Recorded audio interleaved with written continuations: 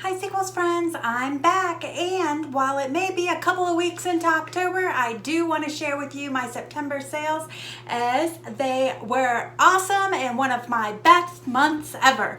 So if you want to know what sold for a part-time reseller on Poshmark and eBay for the entire month of September, then just keep on watching.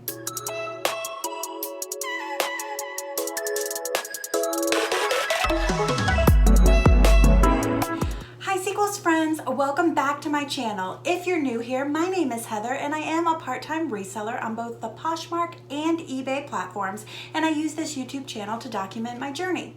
So if you're interested in reselling content, thrifty flips, and all sorts of thrifty goodness, whether it's hauls from Goodwill, bulk, ThredUp, and the like, then you will definitely want to go ahead and subscribe to my channel. Be sure to ring that bell and you will be notified every single time I upload a new video.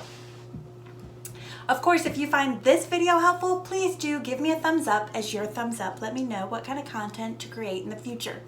As I said in the intro, this week's video is going to be all about September sales. Before we get into what those September sales are, I just want to let you guys know I am back now. I know I have been missing for some time. I actually am having some trouble with my computer equipment. I wasn't anticipating uploading YouTube videos on the regular. I kind of just jumped on YouTube last year just to help document my journey and hold me accountable to my part-time reselling business, and I found that I'm really enjoying creating YouTube content, but my computer and equipment are not up to par to handle the amount of YouTube, the length and the amount of YouTube videos I am creating. I am in the process of updating my equipment, and I am going to be posting regularly now again. It will be on just Friday only, so expect to see those Friday at noon posts like I had going on about this time last year. So enough of that, let's get into the sales, because as I said in the intro, I was pleasantly surprised. And if you saw my August sales video, you will know that August was a big ol' stinker month for me. So I am ecstatic to have some good sales in September. So let's get right into it. Overall, I made $782.51 for the month of September. That is my highest of the year. It was actually higher than that at the time of initially recording these results, but unfortunately I had 2 returns, and even worse, the total of the 2 returns was about $200. So this is the life of an eBay seller. It doesn't matter whether you're going to put "you do not accept returns." We all know on the eBay platform that eBay sides with the customer, so it's best to do the right thing and accept that return. It's also great to go ahead and do that because you may still end up keeping a customer if they follow your shop and find something they like in the future, because you offered them that great customer service of allowing a return, even though technically everywhere on your store it says you do not. So had those 2 sales still been in my sales as I originally thought they were when I originally pulled my numbers, I would have made about $982, almost $1,000, which again would have been my highest month ever since starting this. As I always do, I'm going to pop up a picture here, and I'm going to share with you the best of items along with those stinkers that I definitely would not pick up again. But as always, let's start on a positive note and start with the best of. So in no particular order, this Cassandra Stone sequin gown, which I was really not anticipating would be able to sell anytime soon, especially in the time of COVID, but it did, and I sold that for $77.99 and ended up netting after fees and cost of goods $67.83. Well worth the investment of that ThredUp box that it came in. As always, I'm praising ThredUp. I love the things that I get from there, and I do find that they do move for me. This Lady Hathaway black leather blazer. Where did I get this? I think that came up If I remember correctly, I think that came up in a ThredUp box as well. If it didn't, I will post my correction right here when I do my editing. It was a beautiful, large, buttery leather jacket. Sold it for $46.70 and ended up netting $36.64. Next up, a wonderful bins find. If you've been watching my channel for any sort of time, you know that I have heard from numerous resellers. Watch those resellers on YouTube. They give you all sorts of awesome tips and tricks, and one of them that I've learned is always pick up uniforms. So I saw this Girl Scouts USA plus size 18 vintage jacket, and I by all means had to grab that out of the bins. I ended up selling it for $41.12 and ended up netting $32.45. Another bins find. This is from just a very, very recent trip. It sold very quickly. And it is a vintage Belson long coat. Love this. I would guess it was 60s, 70s. Just beautiful, beautiful jacket or coat, and I sold it for $61.99 and ended up netting $41.76 after fees, cost of goods, and shipping. And you know that cost me a pretty penny to ship. That's a big old jacket. Let's see, we also have these leggings, super skinny ankle jeans. Now again, I believe these did come in my ThredUp DIY denim box, and I ended up selling these DIY from a DIY box. I ended up netting on these jeans $36.33. That is awesome to me. And one more top seller, and believe it or not, it is a men's item. I do pick up men's items. Unfortunately, I do not pick them up regularly as they sit much, much longer for me. But this one, I believe, came in a Goodwill box, if I'm not mistaken, because I don't think I've bought any men's boxes from ThredUp.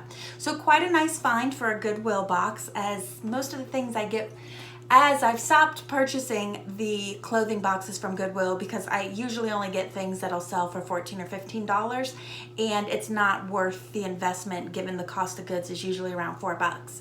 But this one definitely came out a winner. It was a new with tags Nike Golf, and it is for Old Miss Polo.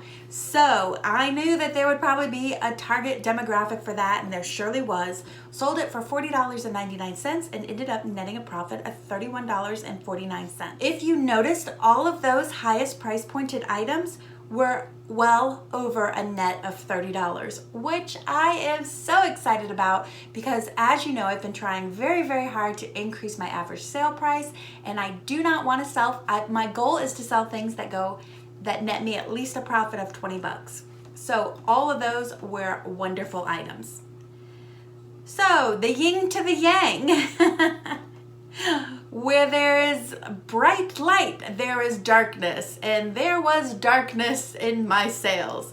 There were some stinkers. This small bud vase, super cute vase. I liked what the saying on it, and I thought it was adorable. When I got home is when I realized that it retails for $10, so I knew I wasn't gonna make any money on this. So I ended up taking an offer on Poshmark for $7, and after cost of goods and Poshmark fees, I ended up making just $2. So that was Natural Life, I believe, and I would not pick up any more ceramics from them for resale. This came in a ThredUp DIY t-shirt box. I've purchased 2 of those now because I'm working on a tie-dye project. This one I thought I may be able to recoup some money from it, so I went ahead and put it online to sell. And to be honest with you, looking at the profit I made, it would probably have been in my best interest to go ahead and tie-dye this sucker because I took an offer for $9 and ended up making just $2.15 net on that. Not something I would pick up in the wild. This express black sweater I have had since last year, sourced it in the bins. I believe it was even one of my first or second ever bins trip where I did not stop after I sourced in the bins and actually pull my cart to the side next to the window and go through everything to see if it had holes or any damage in it. And this one definitely had a hole in the sleeve. I took an $8 offer from a liker on it and ended up making $3.56. Patagonia Workout top, another one that was from the bins. This was again last fall. Everybody was raving about Patagonia. And I thought this workout top may sell. It sat forever. I think part of it is that it's an extra small, and for me, and I've heard for other people, smalls and extra smalls really sit forever, which is probably why you get a shit ton of them in those ThredUp boxes. But I ended up taking an offer for $7.43 and only netting $2.69. Another ThredUp DIY t-shirt box that I attempted to sell rather than tie-dye was this Florida State flocked v-neck. I probably could have waited a little bit longer on this to make some more money, but I hadn't had any sales that day, so I took an offer of 11 bucks, ended up making $4.39. Not something I would pick up again. Another ThredUp item. Oh, for all the money you make off ThredUp items, you will always have dogs to sell as well. And that is this Gaze USA metallic top. Love this 90s vibes, but again, an extra small. Took an offer, $10.38, ended up netting $4.17. All of those items made me less than $5, would definitely not be things I'd pick up ever again. But the only way to learn that is to give it a go every once in a while. So you gotta try. And at least I recouped my dollar amount for it, but didn't really make enough money to justify the amount of time and effort to photograph and put online, in my humble opinion. So as I always do, let me give you my handy dandy chart that tells you what the breakout is by category. And I've highlighted in sequels pink the 4 best performing categories, which were dresses, jackets, shoes, and tops. Again, if you've watched more than one of my sales video, you'll know dresses, shoes, and tops are always at the top of the performance chart. But what I am seeing moving in as of September are jackets. And I am loving that because if you look at those numbers, you will see that I did 15.6% of the total dollar sales on just 8% of the total units. Now that means that I do not have to turn a lot of these items to make a lot of money, which also means this is yielding a high dollar amount return. So don't you know, anytime I am outsourcing, I am looking for jackets. And for me, I'm usually looking for jackets under the $5 range, hopefully in the bins, and maybe a splurge up to $10 if I know I can get a good return on it. Let's talk September to August. If you were around for August, you know I had some shitty sales. I was not happy about it.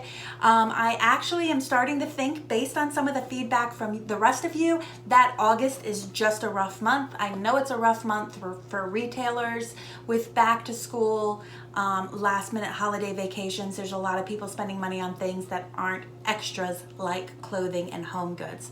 So I am feeling a little bit better knowing that there's other people in a similar boat, but that also means I need to think of some clever strategies to deal with August of next year. But enough with August, we're talking about September, and September rocked because, like I said, I made $782.51 versus August number of just $287.23. Unit-wise, I sold 50 units compared to the 33 that I sold in August. My average sale price for August took a huge nosedive because what did sell was clearance items and things that I am practically giving away to get rid of because I've had for over a year. But because of those high price pointed items I showed you that really rocked and rolled for me, mixed with those low balls, I only sold high price pointed goods along with low price pointed goods. So my average sale price ended up working out to $15.65. Still below that 20 bucks that I'm looking for, but it's headed in the right direction. My ROI, return on investment, it comes in usually about 65 to 70%. It was at 67 for the month of September, and it had taken a dive down to 60 for August. So we're seeing an increase there. As I said, new top category jackets, totally sourcing those. And it does feel like sales are back where they should be. And this is also the highest ROI as well as the highest sales month that I've had for the year of for any months in the year of 2020. So, as I always do, let's talk about some goals. My goal is always to list 3 new items on Poshmark a day. I usually do really well with this goal, and then I hit a point to where I'm not making enough money and I don't want to source enough product, and I'm trying to work on sourcing forward, leaving a bit of a death pile so that I can keep that flow going. I have a very sometimes sporadic flow, which is not helping with me keeping my goal of listing 3 new items on both Poshmark and eBay a day. For last month, I listed 2.3 on average per day and ended up listing 69 of my 90 unit goal. Again, I am always looking to renew 3 items on Poshmark and eBay. I take the items that are the oldest 3 and renew them, refresh the listings, all of that jazz. And I accomplished this on 26 out of the 30 days, which is not perfect yet by any means, but we are headed in the right direction. The thing I loathe the most is sharing on Poshmark. I freaking hate it. I've complained about it over and over again, and it is one of the reasons why I love eBay. But I still try to force myself to have a share goal of at least 3 times a day. I have yet in my year plus of part-time reselling ever hit that goal, but it's always good to have goals. I'll get there one day. Right now I shared 27 out of the 30 days, so that's good, getting better. But on average, I only hit 3 shares on 12 of those days. So still sharing is problematic for me. I'm usually good at 1 to 2 times a day, and I can't seem to get above that. As I said, sourcing has become sporadic for me. Once the money's not rolling in, I stop sourcing, and then I get to this point where I have no inventory to list. So it is really becoming one of my goals to make sure I schedule a day every week to source. No matter what, have to go out and source.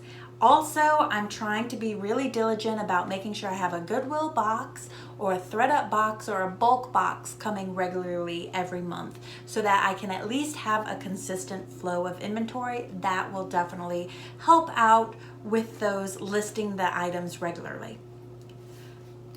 One more thing I love to share with you guys before I go, and that is handy dandy chart number 2, and that is sales by platform.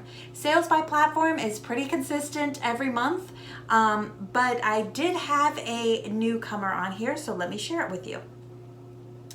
First of all, eBay is the winner. eBay is always the winner, and this is probably why I love eBay so much. I complain about that those 2 returns that cost me $200, but still, I love me some eBay.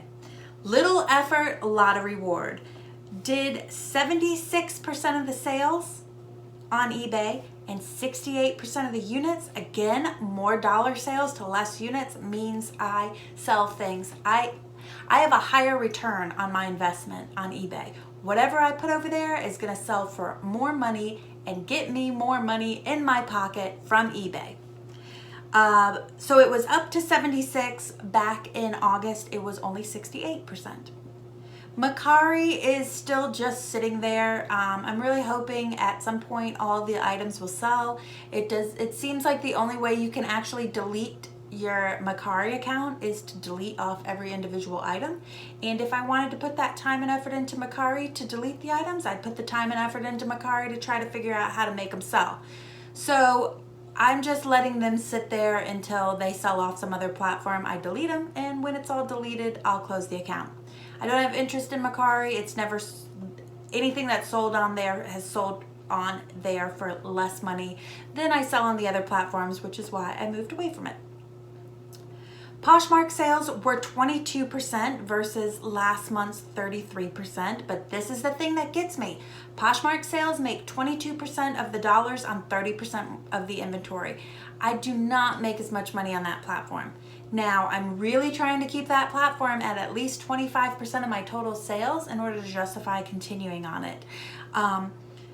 Again, if I was sharing more, I might see a better result, but since sharing is not my thing, I'm really going to work on my listing goals and like I said, if I could keep it around 25%, it'll make me feel comfortable moving forward with that platform.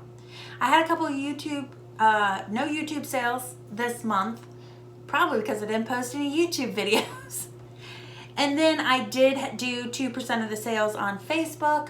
I am trying to post more of my items over to Facebook Marketplace, specifically some of the things that come in the bulk boxes that are not of a dollar amount that I want to waste time posting it on all the platforms, but maybe are worth a dollar amount that I don't think it's worth it just to go ahead and donate it back to charity. So I did have a little bit of Facebook sales there. So overall, I'm very pleased with September's results. I think the more I stay on top of those listing goals and the more that I focus on sourcing higher dollar amount things, the more likely it is that I can stay in this direction. So as I said, some of the big things I'm sourcing, if you find this helpful as well, is jackets, because I'm already seeing a pickup in those since we are in fall. I will also be going out of my way to source more sweaters, because again, going into fall, winter. I also am always on the lookout for boots and shoes, again, going into fall, winter. And an item that a category that I did very well with last year is crazy Christmas sweaters or ugly Christmas sweaters, whatever you choose to call them. I like to pick up vintage ones. It's very easy to look at the label and tell that it's vintage. Most of them, in my experience, are made with that Ramie material, which is an easy way to identify if they're 80s, 90s vintage sweaters. Those ugly Christmas sweaters really do well for me, and it's a fun thing to list in your store.